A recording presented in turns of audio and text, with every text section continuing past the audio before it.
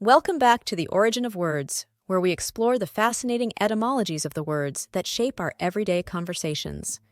Today, we have a mysterious and intriguing word on our linguistic journey: conspiracy. Ever wondered how this word came into existence and evolved over time? We're going to explore the etymological and historical origins of the word conspiracy on this episode.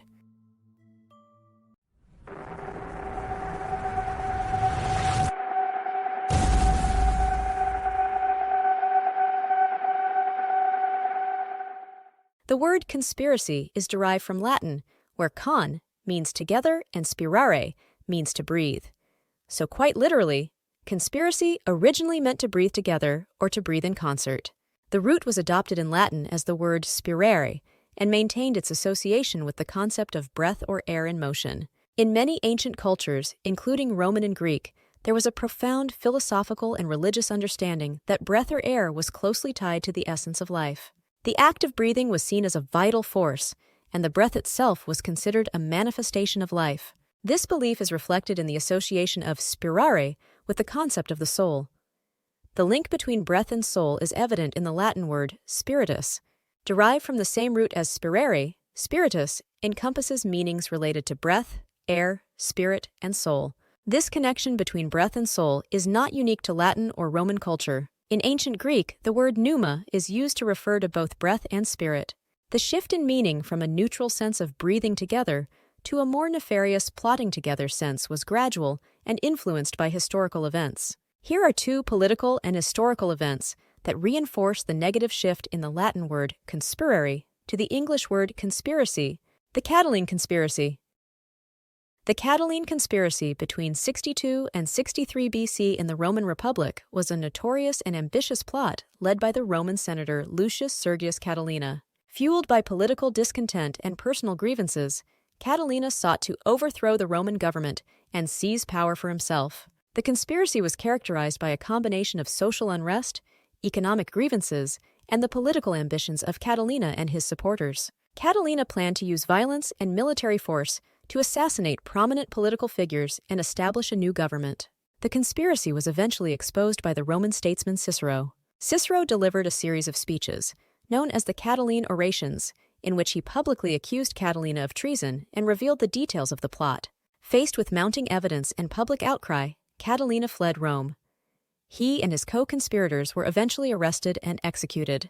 The Catiline Conspiracy highlighted the political tensions and social disparities that existed in ancient Rome and foreshadowed the challenges that would contribute to the eventual fall of the Roman Empire in the 5th century. The Pazzi Conspiracy. The Pazzi Conspiracy is a notorious plot to overthrow the ruling Medici family in Florence during the Italian Renaissance. The Pazzi family were disgruntled with the Medici family's political influence and sought to undermine their power and authority. Led by Francesco de' Pazzi and supported by other prominent figures, including Pope Sixtus IV, the Pazzi family sought to assassinate Lorenzo de' Medici and his younger brother Giuliano de' Medici. The pivotal moment of the conspiracy occurred during a mass at the Cappella dei Pazzi in Florence in 1478. As the Medici brothers attended the mass, the Pazzi conspirators struck. Giuliano de' Medici was brutally attacked and stabbed to death by Francesco de' Pazzi and his supporters. Simultaneously, an attempt was made on Lorenzo de' Medici's life, but he managed to escape with minor injuries. The Pazzi conspiracy ultimately failed. The citizens of Florence rallied behind the Medici family, and the conspirators were swiftly apprehended. Lorenzo de' Medici maintained and strengthened his family's rule in Florence.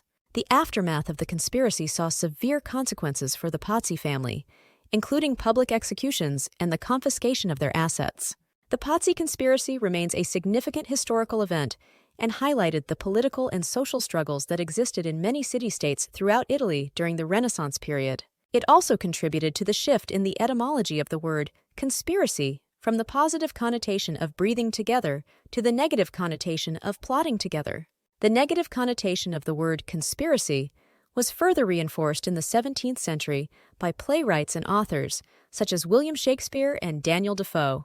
Macbeth by William Shakespeare. Shakespeare is one of the most influential playwrights of the 17th century and often explored themes of power, betrayal, and conspiracies in his works. His play Macbeth is a tragedy that explores the consequences of unchecked ambition as the Scottish nobleman Macbeth, driven by supernatural prophecies and his desire to maintain power, descends into a spiral of treachery, murder, and moral decay. Macbeth and his loyal friend Banquo encounter three witches who prophesize their futures. The witches predict a glorious future for Macbeth, but also foretell that Banquo's descendants will inherit his throne. In Act 4, Scene 1, Shakespeare describes Macbeth's concerns about Banquo's potential threat to his own position of power and a belief that Banquo may be involved in a plot against him.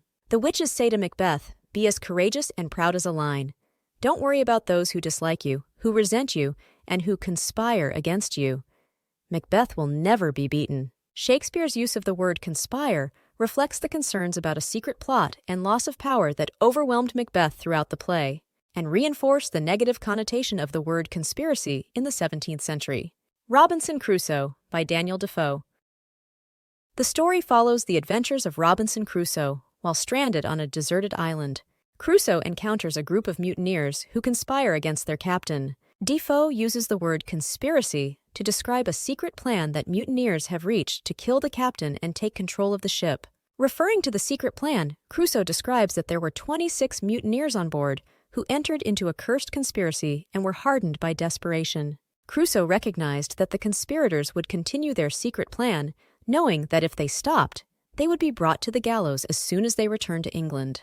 It reflects the negative connotation associated with clandestine and deceitful conspiracies that arose in subsequent centuries. In today's vernacular, the term conspiracy is more prevalent than ever. With the rise of the internet and social media, conspiracy theories spread like wildfire. From the moon landing to the assassination of John F. Kennedy, the word conspiracy has become a staple in discussions about secret plans and hidden agendas. And there you have it, the intricate journey of the word conspiracy, from its innocent origins to its current connotations. If you enjoyed this linguistic exploration, don't forget to hit that like button and subscribe for more word adventures. Thanks for watching.